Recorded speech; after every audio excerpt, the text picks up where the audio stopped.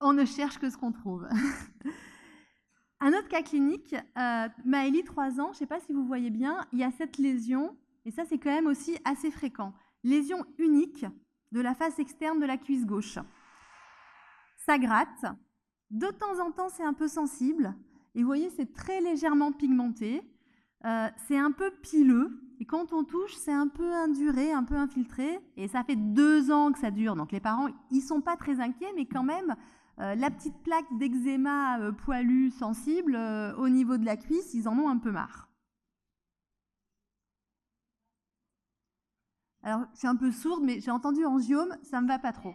Angiome stellaire, non.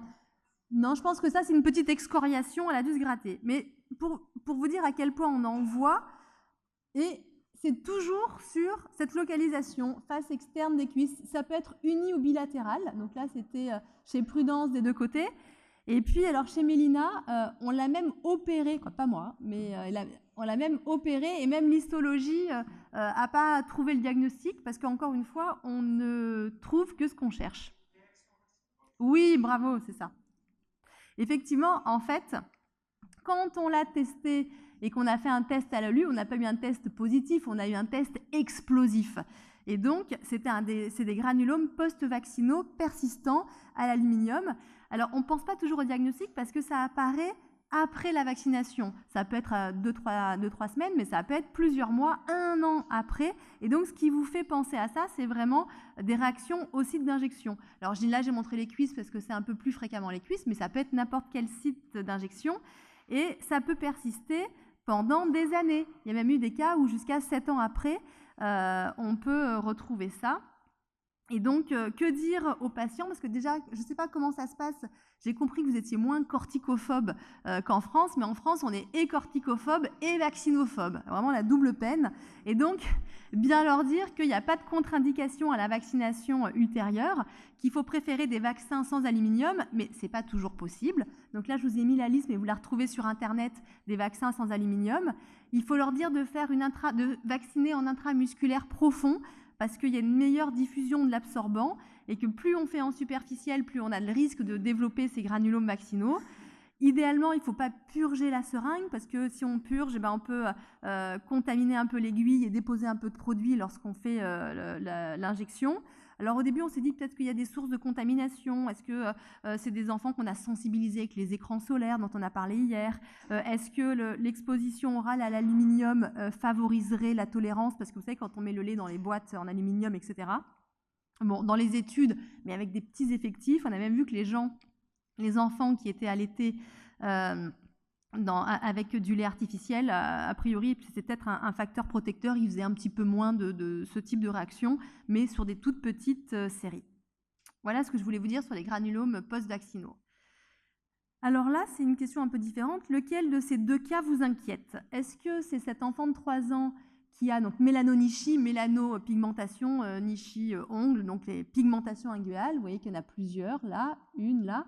Ou est-ce que c'est plutôt cet ado de 17 ans qui en a qu'une, acquis, et un peu plus triangulaire? Là, c'est un peu plus rectangulaire. Alors, qui est inquiété par A? Personne, tant mieux. Et qui est inquiété par B? Tout le monde, ça tombe bien. En fait, vraiment, quand on a des pigmentations inguéales, en fait, c'est dû à des névus de la matrice inguéale. Donc, quand l'ongle pousse, on doit avoir quelque chose de bien parallèle. Si on a quelque chose qui apparaît, donc comme un névus qui se modifie, un névus qui s'agrandit, eh ben, on a une perte de parallélisme. Et là, il faut bien surveiller. Soit c'est un névus qui est en train d'apparaître, soit c'est un mélanome qui est en train d'apparaître. Donc, il faut vraiment surveiller. Là, vous pouvez dire merci, au revoir, pas besoin qu'on se revoie. Là, il faut dire faut qu'on se revoie. Alors, pourquoi on ne se jette pas sur l'adolescent et pourquoi on ne le biopsie pas? Parce que si on biopsie, il faut biopsier la matrice et donc il n'y aura plus jamais d'ongle qui repoussera à cet endroit. Et comme le névus de l'ongle est beaucoup plus fréquent que le mélanome de l'ongle, on peut quand même se laisser le temps.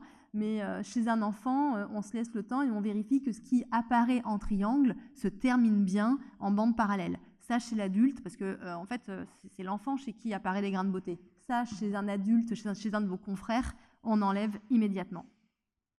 Il me reste encore 1 minute, alors ce sera peut-être le dernier ou l'avant-dernier cas clinique. Quel est votre diagnostic? C'est une lésion du cuir chevelu. qui est apparue, qui était un peu moins épaisse à la naissance, mais il n'y a jamais vraiment eu de cheveux sur cette zone-là. Ça devient de plus en plus épais, un peu orangé.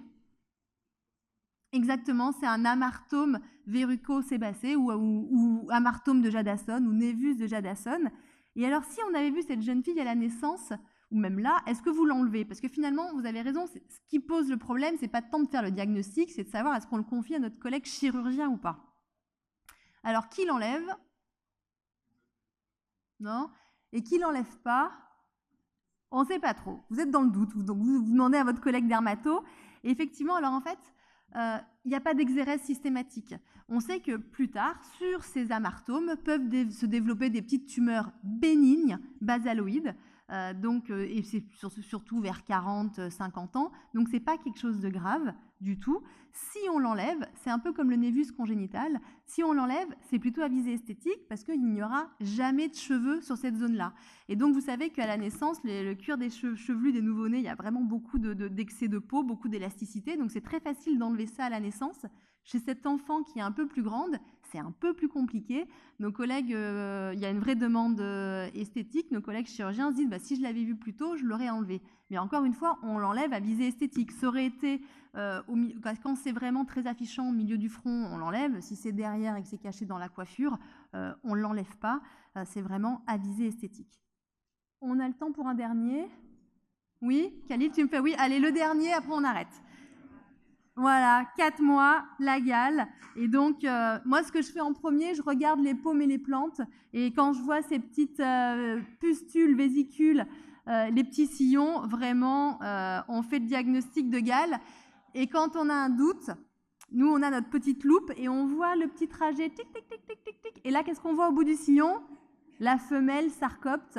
Voilà, donc le petit triangle, nous appelons ça le signe du deltaplane, parce qu'on aime bien faire de la poésie. Et en fait, c'est la tête et les pattes avant qui vous font comme ça le deltaplane, et donc vous avez votre diagnostic. Et je finirai là-dessus. Voilà, le traitement, c'est assez facile, traitement local. On a aussi un traitement en comprimé qui est aussi efficace, qui a l'AMM à partir de 15 kg, mais on a du recul, on sait que c'est bien toléré chez l'enfant de moins de 15 kg. Il y a plein de publications, et en cas de résistance au traitement local, on peut tout à fait proposer en 2e ou 3e intention un traitement par voie orale. Mais le plus difficile, c'est de bien faire les mesures associées et de bien traiter tout le monde en même temps et de tout bien décontaminer. Et je vous remercie.